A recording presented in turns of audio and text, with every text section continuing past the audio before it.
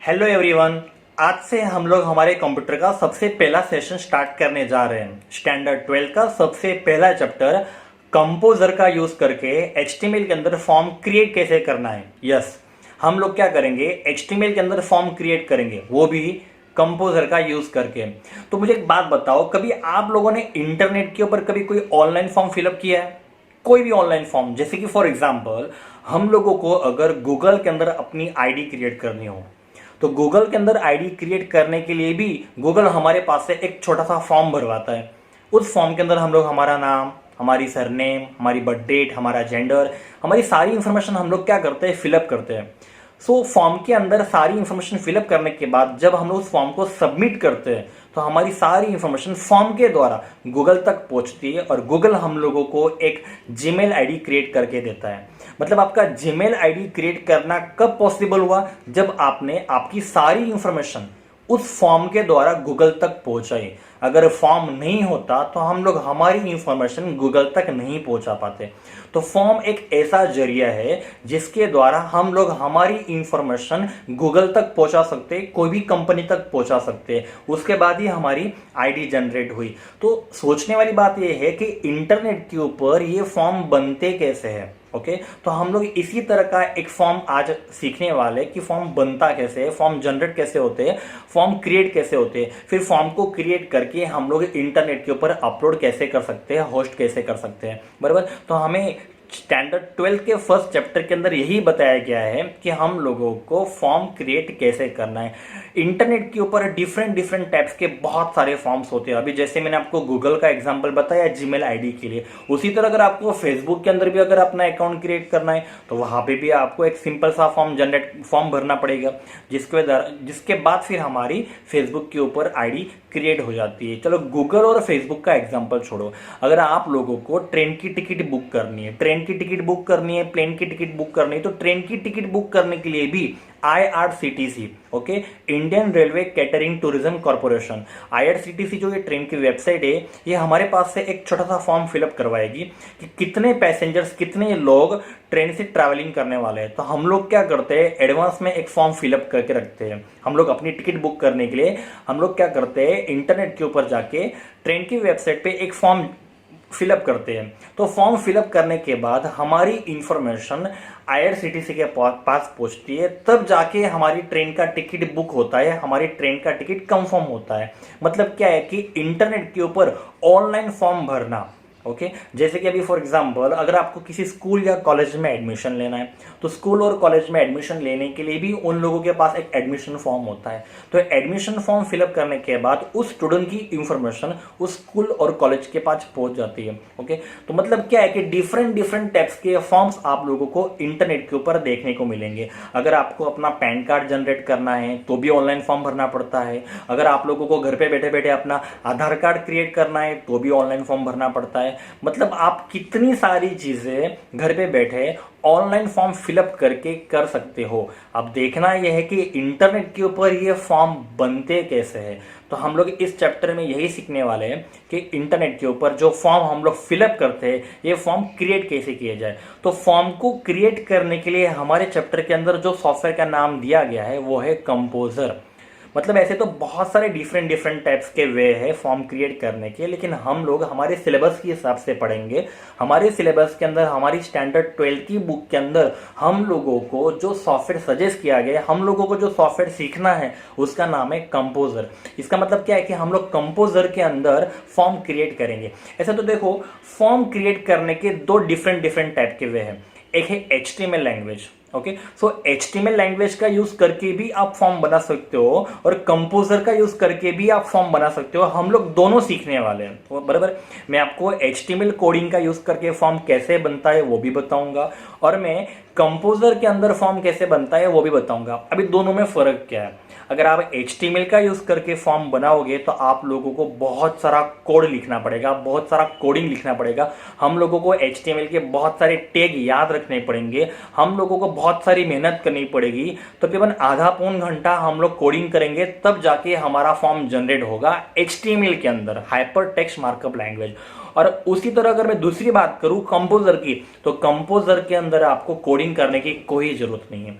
Composer के अंदर without coding आप फॉर्म बना सकते हो। मतलब सोचो, HTML के अंदर फॉर्म क्रिएट करना है लेकिन कोडिंग करके, जहां पे हम लोगों को बहुत सारा कोड याद रखना पड़ेगा, बहुत मेहनत करनी पड़ेगी, तब जाके हमारा फॉर्म जनरेट होगा। और जबकि सामने कंपोजर के अंदर आपको किसी तरह का कोड याद रखना नहीं है, कोई टैग याद रखना नहीं है, कोई कोडिंग करना नहीं है, विदाउट कोडिंग के आप फॉर्म बना लोगे।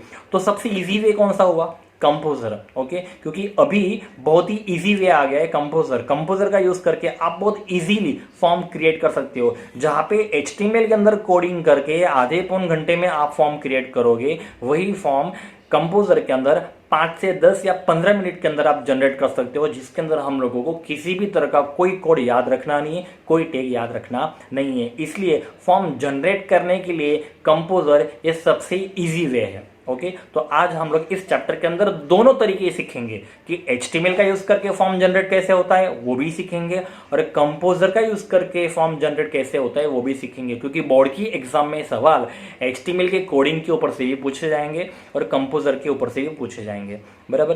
तो अभी हम लोग सिर्फ कंपोजर की बात करते हैं कि कंपोजर क्या है। कंपोजर एक ऐसा सॉफ्टवेयर है जिसके अंदर हम लोग फॉर्म क्रिएट करने वाले हैं। अभी सवाल ये है कि कंपोजर आप लाओगे कहाँ से, कंपोजर को डाउनलोड कहाँ से करना है। ऐसे तो मैं इस वीडियो के डिस्क्रिप्शन में कंपोजर डाउनलोड करने की लिंक डाल दूंगा, लेकिन फिर भी अगर बोर्ड की एग्जाम में सवाल पूछा गया कि आप लोगों को कंपोजर डाउनलोड कहाँ से करना है, कैसे करना है, तो कंपोजर डाउनलोड करने के लिए वेबसाइट का नाम हमारे बुक में लिखा हुआ है। तो वेबसाइट का नाम है www.composer.net। याद रखना, लास्ट में .net है। ज्यादा करके वेबसाइट्स के लास्ट में .com आता है, लेकिन यहाँ पे हमारी वेबसाइट का नाम है www.composer.net। एग्जाम में क्या होगा, 4 डिफरेंट टाइप्स के ऑप्शन होंगे। composer.net भी होगा, composer.com भी होगा, .in भी होगा और .org भी होगा, बराबर। तो हम लोगों को क्या करना है, .net पे टिक करना है। और ऐसे तो ये सॉफ्टवेयर इंटरनेट पे टोटली फ्री में मिलेगा। ओके, इसका कोई भी चार्ज नहीं है, ये सॉफ्टवेयर फ्रीवेयर है क्योंकि ये ओपन सोर्स के अंदर आता है। ओके, लेकिन इसका एक्सटेंशन क्या होगा, .net। ओके, तो ये याद रखना। चलो, तो फॉर्म, ऑनलाइन फॉर्म फिलअप करना ये हमारे लिए फायदे कारक क्यों है? क्योंकि देखो, फॉर्म फिलअप हम लोग 2 तरह से कर सकते हैं, एक ऑफलाइन फॉर्म और एक ऑनलाइन फॉर्म।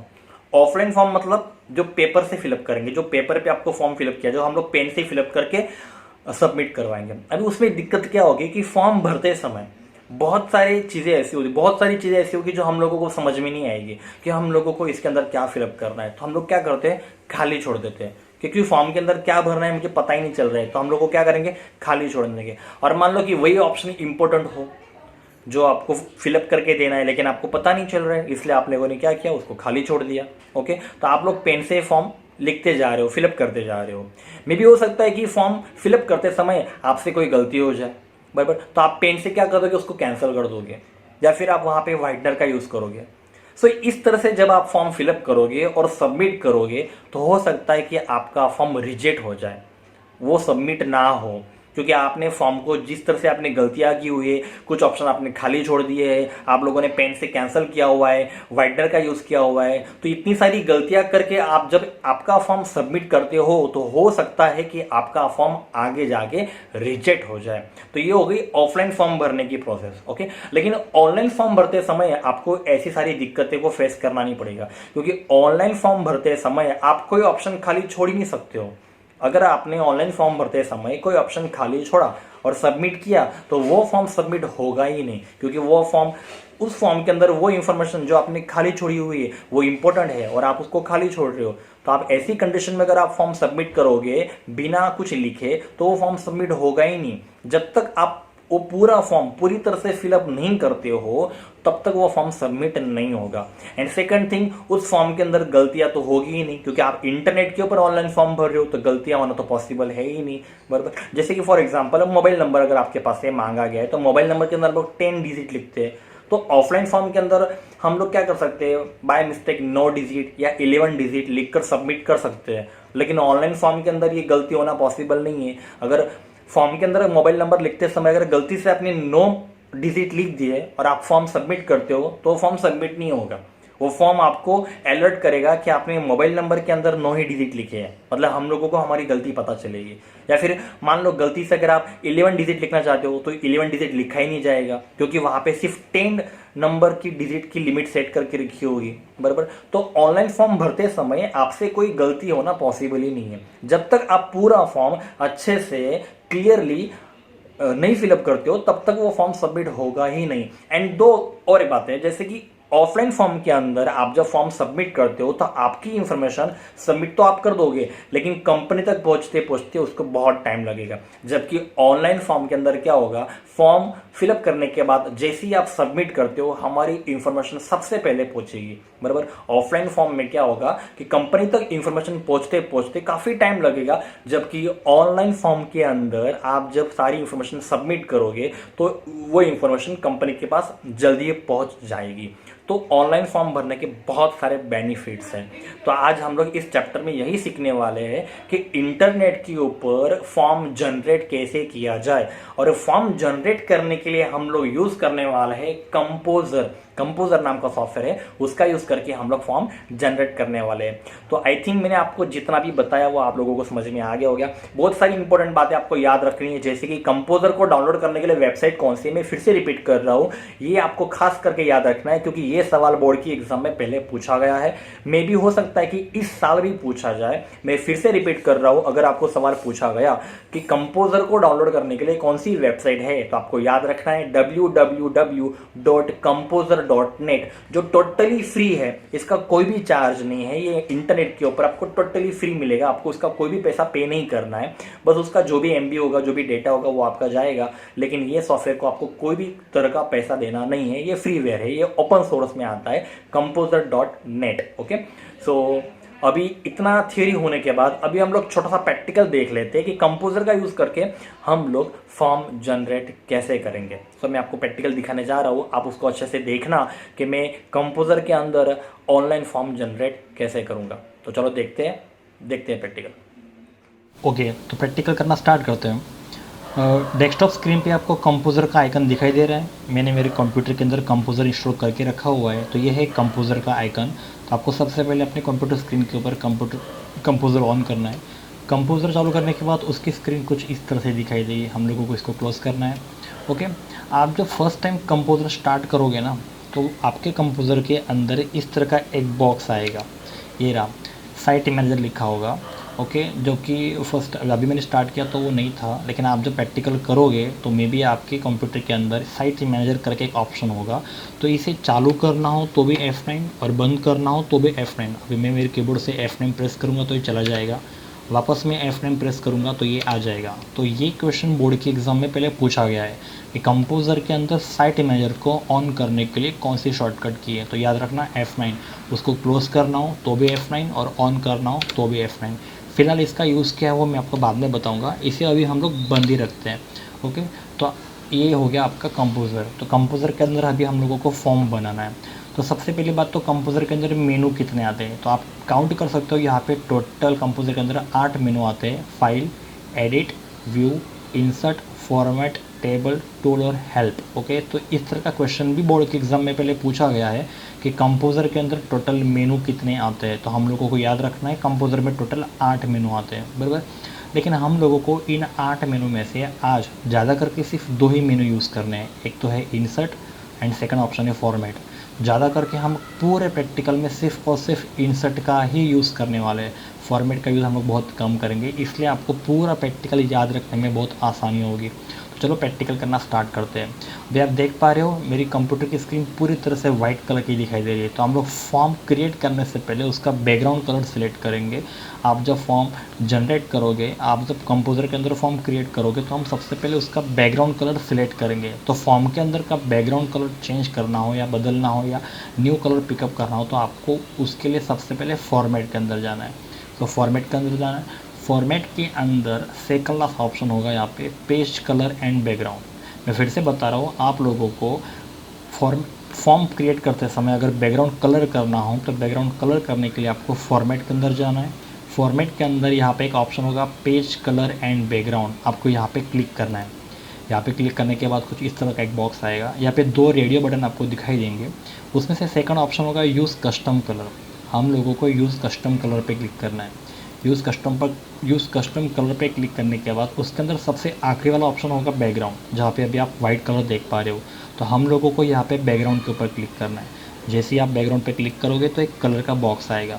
सो यहाँ पे आपको आपका कोई भी एक कलर चॉइस करना है, लेकिन याद रखना है जब हम लोग फॉर्म जनरेट कर रहे हो तो हम लोगों को बैकग्राउंड कलर हमेशा लाइट रखना है। तो यहाँ से आप कोई भी एक लाइट कलर चॉइस कर सकते हो। जैसे कि अभी आप देख पा रहे हो यहाँ पे कलर बॉक्स में मैं एक लाइट कलर मैंने चॉइस कर लिया। ओके, अभी यहाँ पे मैंने लाइट कलर चॉइस करने के बाद मैं इसको ओके करता हूँ।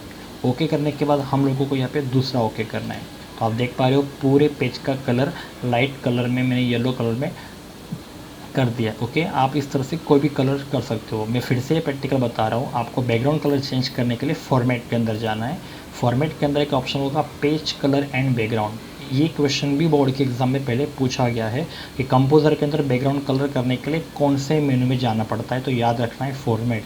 फॉर्मेट के अंदर ऑप्शन होगा पेज कलर्स एंड बैकग्राउंड।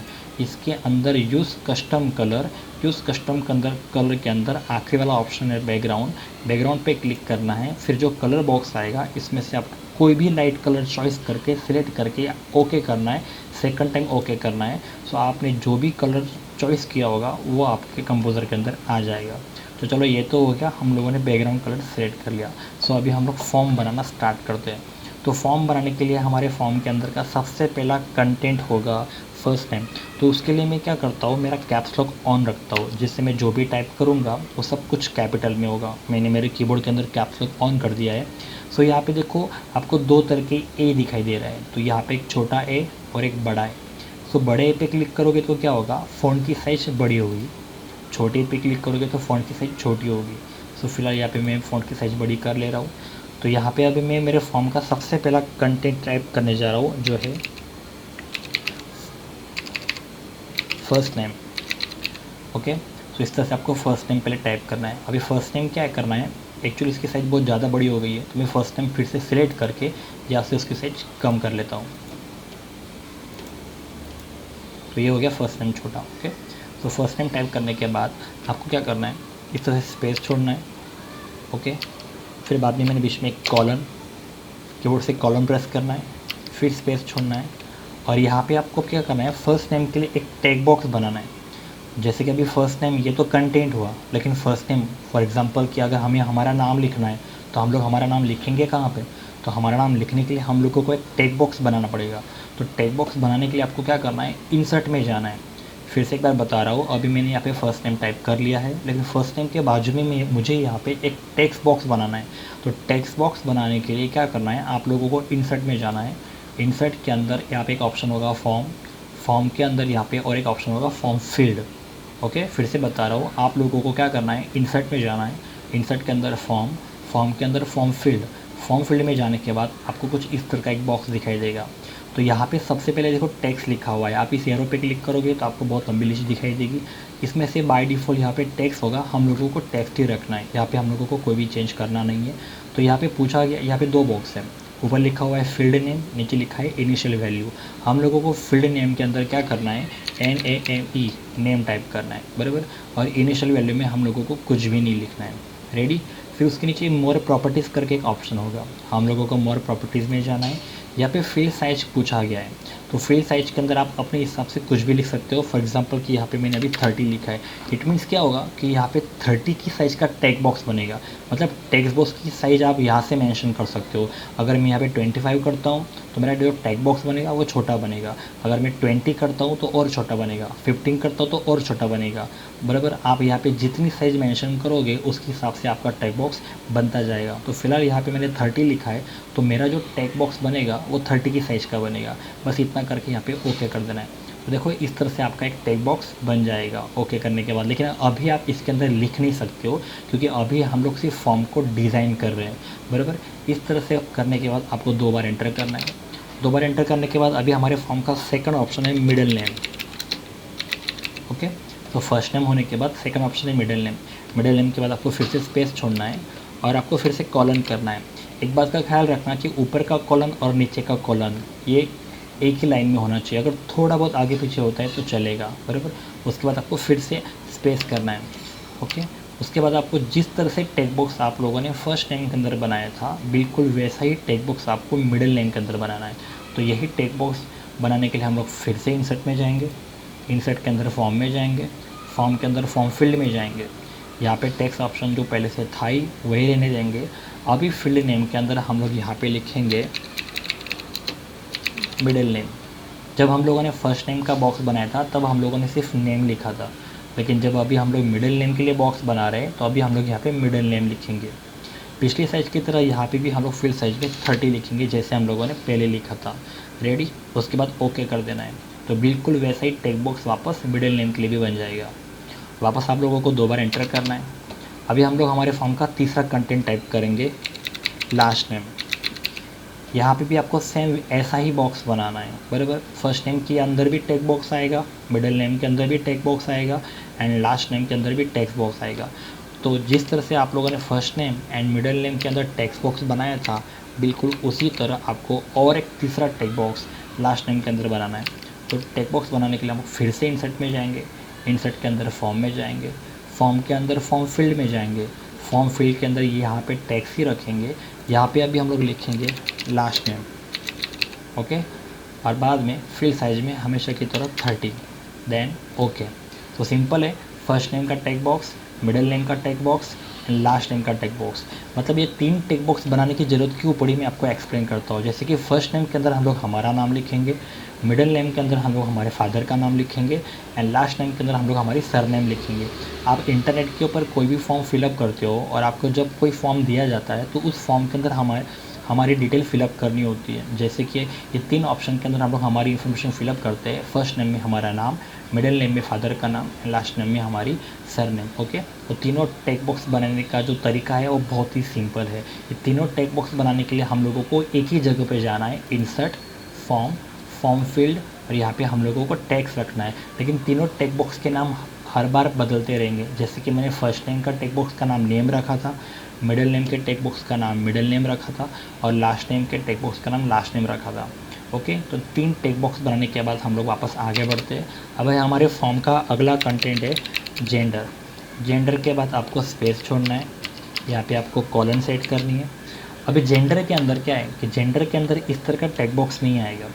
तो जेंडर के अंदर बनेगा रेडियो बटन, क्योंकि जेंडर 2 टाइप के आएंगे, एक आएगा मेल और एक आएगा फीमेल। लेकिन मेल और फीमेल जेंडर कोई भी एक हो सकता है, या तो मेल हो सकता है या तो फीमेल हो सकता है। दोनों एक साथ में कभी सिलेक्ट नहीं होंगे, क्योंकि रेडियो बटन एक ऐसा ऑप्शन है जो हमेशा एक ही सिलेक्ट होता है। तो रेडियो बटन जनरेट करने के लिए क्या करना है, सबसे पहले हम लोग यहाँ पे मेल लिखेंगे। मेल के बाद आपको थोड़ा स्पेस छोड़ना है और मेल के बाजू में आपको यहाँ पे रेडियो बटन बनाना है। तो रेडियो बटन क्रिएट करने के लिए आपको फिर से इंसर्ट के अंदर ही जाना है, जहाँ पे हम लोग पहले गए थे टेक्स्ट बॉक्स बनाते समय। इंसर्ट में जाना है, फॉर्म में जाना है, फॉर्म फिल्ड करना है। फ़र्क इतना है कि अभी हम लोगों को यहाँ पे टेक्स्ट नहीं रखना है, क्योंकि जब हम लोग पहले टेक्स्ट बॉक्स बना रहे थे तब हम लोगों ने यहाँ पे टेक्स्ट रखा था, क्योंकि ये टेक्स्ट बॉक्स था। लेकिन अभी हम लोगों को टेक्स्ट बॉक्स नहीं बनाना है, तो अभी हम लोगों को यहाँ पे टेक्स्ट की जगह रेडियो बटन करके एक ऑप्शन होगा, इस पर क्लिक करना है। सो रेडियो बटन देखो इस तरह से चेंज हो जाएगा, बराबर। अभी नीचे यहाँ पे 2 तरह के ऑप्शन है, एक है ग्रुप नेम और एक है फील्ड वैल्यू। तो ग्रुप नेम के अंदर हम लोगों को लिखना है जेंडर। याद रखना, आपको ग्रुप नेम में हमेशा जेंडर ही लिखना है। और फिर नीचे आपको लिखना है मेल, जिसके लिए हम लोग रेडियो बटन बना रहे हैं, बराबर। ग्रुप नेम में जेंडर लिख दिया, फील्ड नेम में मेल लिख दिया, रेडी। अब यहाँ पे देखो नीचे एक छोटा सा चेक बॉक्स है जिसमें लिखा हुआ है इनिशियली सिलेक्टेड। फॉर एग्जांपल, जैसे कि मैं जानता हूँ कि मैं मेल में आता हूँ, ओके। तो मैं चाहता हूँ कि जब मैं फॉर्म ओपन करूँ तो मेरे फॉर्म के अंदर मेल नाम पहले से ही सिलेक्टेड होना चाहिए। तो मैं यहाँ पे क्लिक करके रहूँगा। उससे क्या होगा कि फॉर्म के अंदर आपको मेल नाम सेलेक्ट करने की ज़रूरत नहीं पड़ेगी। आप जब भी फॉर्म फिलअप करोगे तो उसके अंदर कंप्यूटर खुद मेल को पहले से सिलेक्टेड दिखाएगा। ये ऑप्शन हम लोगों के लिए। ठीक उसी तरह फीमेल के अंदर क्या होगा कि अगर कोई गर्ल्स अगर ये फॉर्म भर रही है तो वो क्या करेगी, फीमेल के अंदर पहले से ही इनिशियली सिलेक्टेड दिखाएगी। लेकिन अभी हम लोग ये ऑप्शन यहाँ पे अनचेक रखते हैं। मैं आपको प्रैक्टिकली करके दिखाऊंगा। सो फिलहाल अभी हम लोग यहाँ पे इतना ही रखते हैं। ग्रुप नेम में जेंडर लिखा, फील्ड नेम में मेल लिखा, इतना करके आपको ओके कर देना है। तो देखो इस तरह से यहाँ पे एक छोटा सा रेडियो बटन बनेगा, बराबर। रेडियो बटन बनने के बाद आपको थोड़ा सा स्पेस छोड़ना है और फिर आगे आपको फीमेल लिखना है। अभी जिस तरह से हम लोगों ने मेल के लिए रेडियो बटन बनाया, बिल्कुल वैसा ही अभी हम लोग फीमेल के लिए रेडियो बटन बनाएंगे। तो स्पेस छोड़ के वापस आपको इंसर्ट में जाना है, इंसर्ट के अंदर फॉर्म में जाना है, फॉर्म के अंदर फॉर्म फिल्ड करना है। फॉर्म फिल करने के बाद वापस हम लोगों को यहाँ पे टेक्स्ट की जगह रेडियो बटन करना है, जैसे हम लोगों ने मेल का बटन करते समय किया था। सो यहाँ पे रेडियो बटन करने के बाद हमेशा की तरफ यहाँ पे ग्रुप नेम में हम लोगों को जेंडर ही लिखना है। जैसे हम लोगों ने मेल के अंदर जेंडर लिखा था तो फीमेल के अंदर भी जेंडर ही लिखना है। और फील्ड वैल्यू में यहाँ पे अभी हम लोग फीमेल लिखेंगे, क्योंकि वहाँ पे हम लोगों ने मेल लिखा था, यहाँ पे अभी हम लोग फीमेल लिखेंगे। अब यहाँ पे 1 मार्क का MCQ है, मेल और फीमेल दोनों रेडियो बटन के अंदर एक ग्रुप नेम हमेशा सेम होना चाहिए। फॉर एग्जांपल, मेल के अंदर अगर आपने ग्रुप नेम जेंडर रखा और फीमेल के अंदर अगर आपने ग्रुप नेम जेंडर 1 रखा तो दोनों नाम अलग अलग हो जाएंगे। अगर दोनों के ग्रुप नेम अलग अलग रहे तो याद रखना दोनों के दोनों रेडियो बटन सिलेक्ट होंगे।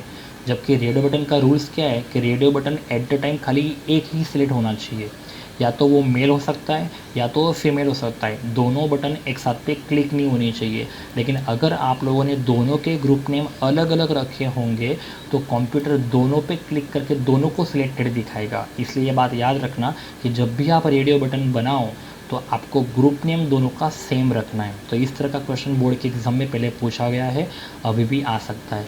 तो चलो यहाँ पे फीमेल लिख के मैंने ओके कर दिया, तो ये दोनों रेडियो बटन यहाँ पे बन चुके हैं। ओके, चलो इस तरह का होने के बाद हम लोग आगे बढ़ते हैं। जेंडर के बाद अगला ऑप्शन है हॉबीज़।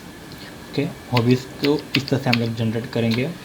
अभी हॉबीज़ के अंदर क्या है, जैसे कि हमारी हॉबीज़ बहुत सारी होती है, मल्टीपल टाइप्स की हॉबीज़ होती है। जैसे कि अभी मैंने सबसे पहले हॉबीज़ यहाँ पे लिखी रीडिंग।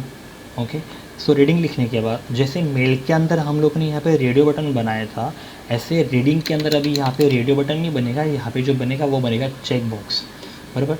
तो चेक बॉक्स बनाने के लिए आपको वापस वहाँ पे ही जाना है इंसर्ट में। जैसे कि मैंने आपको प्रैक्टिकल शुरू करने से पहले ही बताया था कि हम लोग पूरा प्रैक्टिकल करने के लिए इंसर्ट मेनू का ही यूज़ करने वाले, इसलिए आपको याद रखने में आसानी हुई। ऐसा भी नहीं कि आपको बहुत सारे मेनू यूज़ करने और याद करना बहुत मुश्किल है, क्योंकि पूरे प्रैक्टिकल में हम लोग एक ही जगह पर जा रहे हैं और वो है एक ही मेनू इंसर्ट। इंसर्ट के अंदर फॉर्म में गए, फॉर्म के अंदर फॉर्म फील्ड में गए।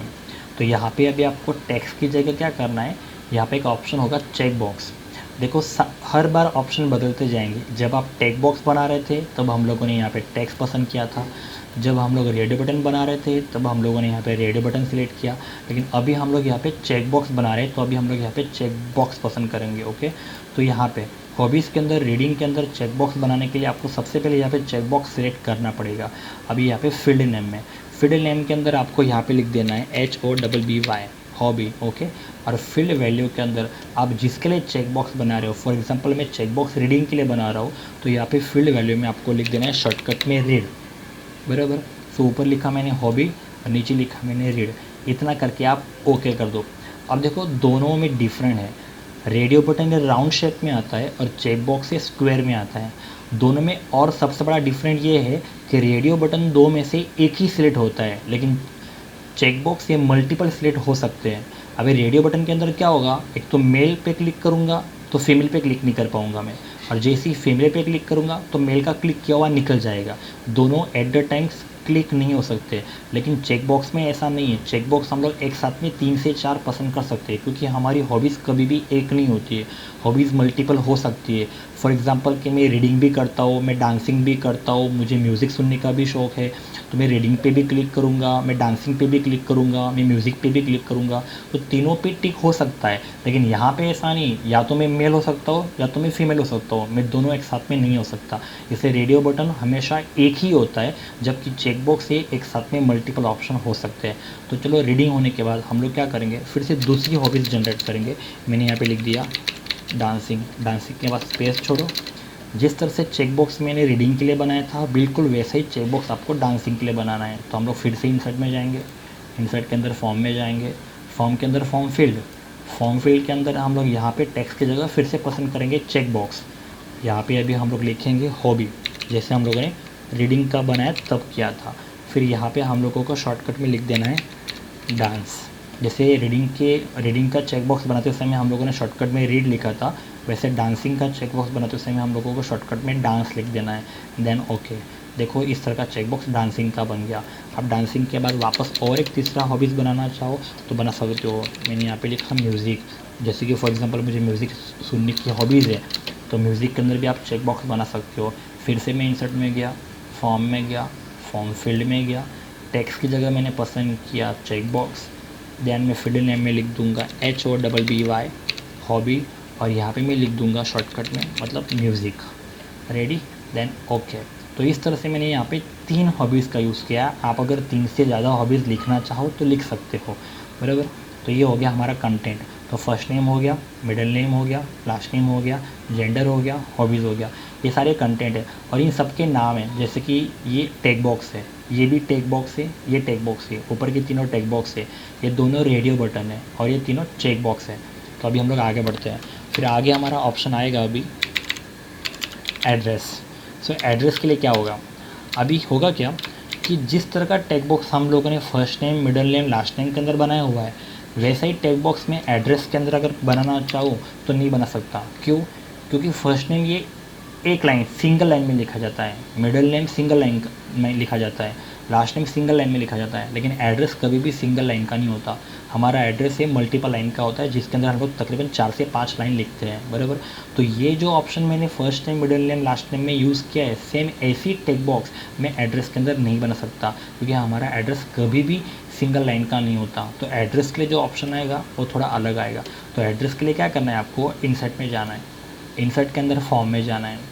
अब और एक बात याद रखना, एड्रेस एक ऐसा ऑप्शन है जिसके लिए हम लोग फॉर्म फील्ड के अंदर नहीं जाते। फिर से रिपीट कर रहा हूँ मैं, हम लोगों ने ऊपर का जितना भी प्रैक्टिकल किया, first name, middle name, last name, gender, hobbies, इसके सारे कंटेंट बनाते समय हम लोग हर बार इंसर्ट के अंदर, फॉर्म के अंदर, फॉर्म फील्ड के अंदर जा रहे थे, ओके। लेकिन एड्रेस एक ऐसा ऑप्शन है जिसके लिए आपको इंसर्ट में तो जाना है, फॉर्म में भी जाना है, लेकिन आपको फॉर्म फील्ड में नहीं जाना है, क्योंकि एड्रेस का ऑप्शन आपको बाहर ही मिल जाएगा, जिसका नाम होगा टेक्स्ट एरिया। मैं फिर से रिपीट कर रहा हूँ, जब आप लोगों ने टेक बॉक्स बनाया तो आप इंसर्ट में जाके, फॉर्म में जाके, फॉर्म फील्ड में गए थे, और यहाँ से आप लोगों ने टेक्स्ट किया था। आपने जब रेडियो बटन बनाया तब भी आप इंसर्ट में गए थे, फॉर्म में गए थे, फॉर्म फील्ड में गए थे, आपने यहाँ से रेडियो बटन किया। जब आपने चेक बॉक्स बनाया तब भी आप इंसर्ट में गए थे, फॉर्म में गए थे, फॉर्म फील्ड में गए थे, यहाँ से आपने चेक बॉक्स किया। लेकिन एड्रेस एक ऐसा ऑप्शन है जिसके लिए आपको इंसर्ट में तो जाना है, फॉर्म में भी जाना है, लेकिन फॉर्म फील्ड में नहीं जाना, क्योंकि एड्रेस के लिए जो ऑप्शन है वो आपको बाहर ही मिल जाएगा, जिसका नाम है टेक्स्ट एरिया। तो यहाँ पे अभी मैं टेक्स्ट एरिया पे क्लिक करता हूँ। टेक्स्ट एरिया पे क्लिक करने के बाद आपको यहाँ पे पूछा जाएगा फील्ड नेम। तो फील्ड नेम में मैंने लिखा यहाँ पे एड्रेस। देन आपसे पूछा जाएगा row and column. Row means क्या, हरोड़, कॉलम मतलब क्या, स्तंभ। मतलब आप जो एड्रेस के लिए बॉक्स बनाना चाहते हो, आप कितना बड़ा या कितना छोटा बनाना चाहते हो, तो एड्रेस की बॉक्स की साइज़ रो और कॉलम से डिसाइड होगी। आप जितनी ज़्यादा रो और कॉलम दोगे उतना बड़ा एड्रेस का बॉक्स बनेगा, आप जितनी कम रो और कॉलम डिसाइड करोगे उतना छोटा एड्रेस का बॉक्स बनेगा। तो फिलहाल यहाँ पे मैंने रो में 7 लिखा है, एंड कॉलम के अंदर मैंने यहाँ पे लिख दिया 15। Ready, so 7 and 15, okay. तो ये रहा। जैसे कि फॉर एग्ज़ाम्पल कि मुझे अगर इसकी विड्थ बढ़ानी है, ओके, तो इस पर डबल क्लिक करूँगा तो यहाँ पे मैं 15 की जगह 30 कर दूँगा, तो इसकी विड्थ बढ़ जाएगी, ओके। तो रो और कॉलम से एड्रेस के बॉक्स की साइज डिसाइड होती है। तो ये बन गया एड्रेस। एड्रेस के बाद अगला ऑप्शन है सिटी। सिटी के लिए क्या करना है, आपको इंसर्ट में जाना है, फिर से इंसर्ट में जाना है, इंसर्ट के अंदर फॉर्म में जाना है, फॉर्म के अंदर आपको इसका भी ऑप्शन बाहर ही मिल जाएगा। जैसे कि एड्रेस के लिए आप इंसर्ट में गए, फॉर्म में गए, और जैसे कि एड्रेस के लिए आपको बाहर ही मिल गया टेक्स्ट एरिया, उसी तरह सिटी का ऑप्शन भी आपको उसी के नीचे लिखा होगा सिलेक्शन लिस्ट, ये भी आपको बाहर ही मिल जाएगा। इसके लिए आपको फॉर्म फील्ड में जाने की ज़रूरत नहीं है। फिर से बता रहा हूँ, सिटी का ऑप्शन बनाने के लिए आपको इंसर्ट में जाना है, फॉर्म में जाना है, और सिलेक्शन लिस्ट पे क्लिक करना है। सिलेक्शन लिस्ट पे क्लिक करने के बाद इस तरह का एक बॉक्स आएगा। सबसे पहले आपको लिस्ट का नाम पूछा जाएगा, तो लिस्ट नेम में आपको सिटी लिखना है। स्टूडेंट्स क्या करते हैं कि डायरेक्टली यहाँ से सिटी का नाम लिखना स्टार्ट कर देते हैं। फॉर एग्जांपल कि अगर मैं सूरत में रहता हूँ तो यहाँ पे लिस्ट नेम में डायरेक्ट सूरत लिखना स्टार्ट कर देंगे, लेकिन नहीं, वो रॉन्ग होगा। ये आपके पास से लिस्ट का नाम मांग रहा है, ये आपके पास से सिटी का नाम नहीं मांग रहा है, ओके। ये आपके पास से लिस्ट का नाम मांग रहा है, इसका मतलब कि आपको यहाँ पे सबसे पहले सिटी लिखना है। सिटी लिखने के बाद आपको यहाँ पे बाजू में 2 बटन दिखेंगे, add option and add group. उसमें से आपको ऐड ऑप्शन पे क्लिक करना है। ऐड ऑप्शन पे जैसे ही आप क्लिक करोगे तो देखो अभी इसका नाम हो गया टेक्स्ट। अभी जैसे ही ये टेक्स्ट हो जाएगा उसके बाद फिर आपको सिटी का नाम ऐड करना है। जैसे कि अभी यहाँ पे मैंने सिटी का नाम लिखा, मैंने यहाँ पे सिटी का नाम लिखा सूरत। जैसे कि सूरत लिखने के बाद आपको उसको बाजू में वापस ऐड ऑप्शन पे क्लिक करना है। तो जैसे ही मैं सूरत को ऐड करूँगा तो सूरत मेरी सिटी की लिस्ट में ऐड हो जाएगा। उसके बाद मुझे वापस दूसरी सिटी चाहिए, मैंने यहाँ पे लिखा वापी। वापी लिख के मैं उसको वापस ऐड करूँगा तो देखो वापी भी ऐड हो गया। वापस मुझे तीसरी सिटी ऐड करनी है, मैंने यहाँ पे लिखा बारडोली। ऐड ऑप्शन पे क्लिक किया तो बारडोली भी ऐड हो गया। वापस मैंने यहाँ पे चौथी सिटी ऐड की वलसाड़। ऐड ऑप्शन पे क्लिक किया, वलसाड़ भी हो गया। पाँचवीं सिटी मैंने वापस यहाँ पे ऐड की, जैसे कि पाँचवीं सिटी हम लोग ले लेते हैं नवसारी। ओके, ऐड ऑप्शन पे क्लिक किया, हो गया। मतलब आप जितनी सिटी ऐड करना चाहो आप कर सकते हो, बराबर। लेकिन ये बात याद रखना, जैसे जैसे आप सिटी के नाम लिखते जाओगे आपको ऐड बटन पे क्लिक करते जाना है। लास्ट में खाली होना चाहिए, वरना होगा क्या कि आपने नवसारी लिख लिया लेकिन आपने ऐड ऑप्शन पे क्लिक नहीं किया और आपने ओके कर दिया तो नवसारी ऐड नहीं होगा। आपको जितने नाम चाहिए उतने लिखते जाओ, ऐड पे क्लिक करते जाओ, लास्ट में आपका बॉक्स खाली रहना चाहिए। तो फिलहाल के लिए अभी मुझे 5 ही सिटी ऐड करनी है, सूरत, वापी, बारडोली, वलसाड़ और नवसारी। देन मैं ओके कर देता हूँ। तो देखो इस तरह का एक ड्रॉप डाउन मेनू बनेगा। देखो सबके नाम है, इसका नाम टेक बॉक्स, इसका नाम रेडियो बटन, इसका नाम चेक बॉक्स, ये है टेक्स्ट एरिया और यह आपका पुल डाउन मेनू या ड्रॉप डाउन मेनू। इसके दो नाम है, इसको हम लोग पुल डाउन मेनू भी बोल सकते हैं या फिर इसको हम लोग ड्रॉप डाउन मेनू भी बोल सकते हैं। ओके, अभी आगे बढ़ते हैं। सो फर्स्ट नेम हो गया, मिडल नेम हो गया, लास्ट नेम हो गया, जेंडर हो गया, हॉबीज़ हो गया, एड्रेस, सिटी। सिटी के बाद अगला ऑप्शन है पासवर्ड।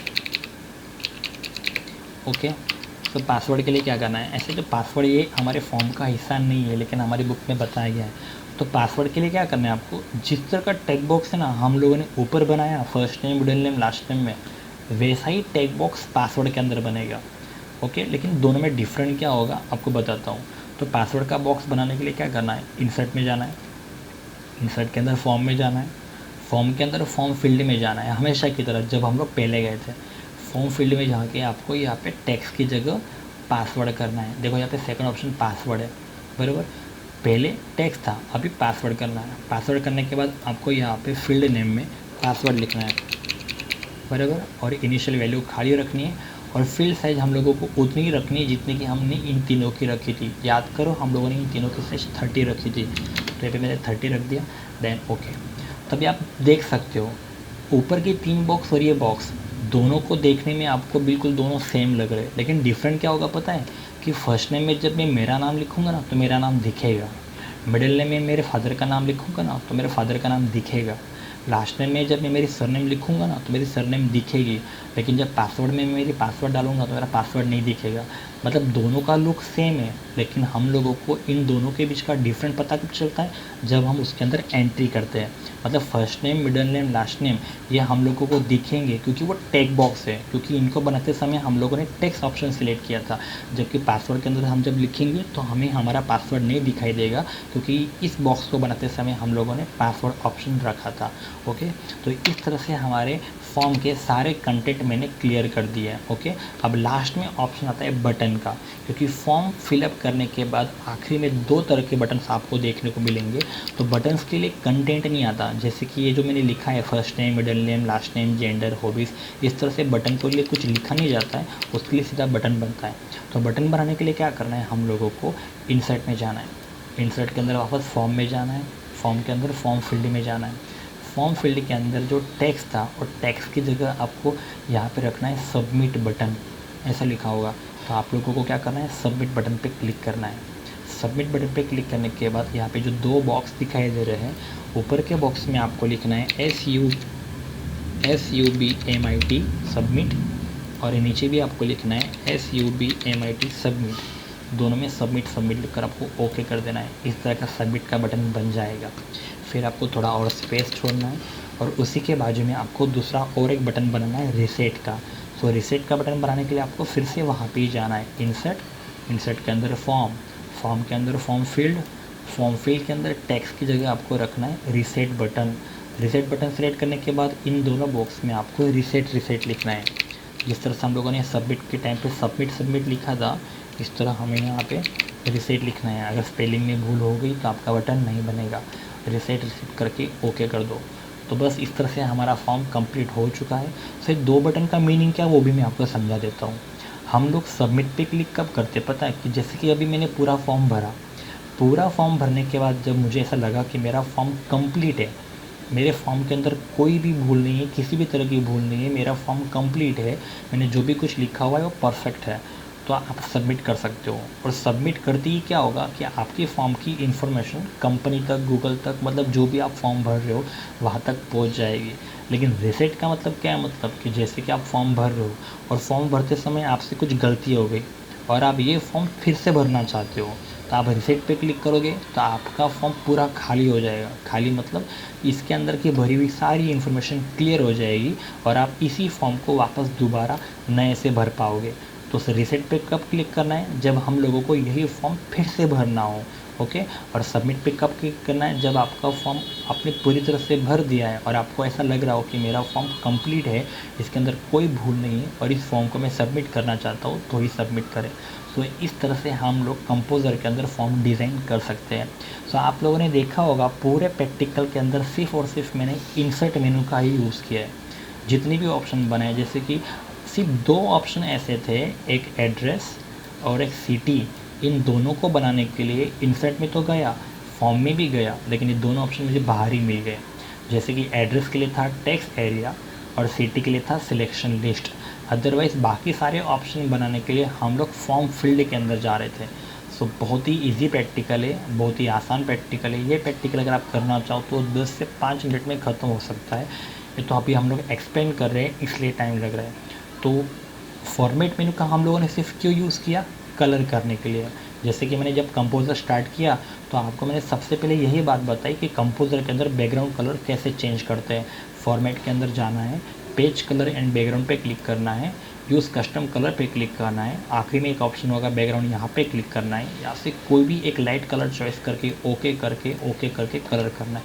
इसका मतलब कि हम लोगों को फॉर्मेट में सिर्फ कलर करने के लिए ही जाना है, अदरवाइज़ पूरा प्रैक्टिकल आपका सिर्फ इंसर्ट मेनू से ही हो जाएगा।